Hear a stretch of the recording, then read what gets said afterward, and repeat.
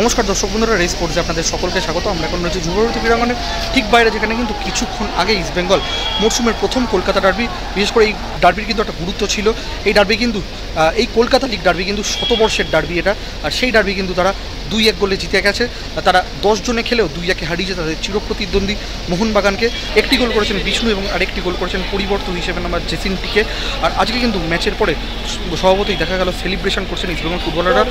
মোহনবাগানের যে signature celebration এক সময় করেছিলেন সরিনোটে, সেই স্টেন গান সেলিব্রেশন কিন্তু করতে দেখা গেল আজকে ইস্টবেঙ্গল সমর্থকদের। চলুন সেই সেলিব্রেশন একবার রেস স্পোর্টসের পর্দায় দেখে নেওয়া যাক।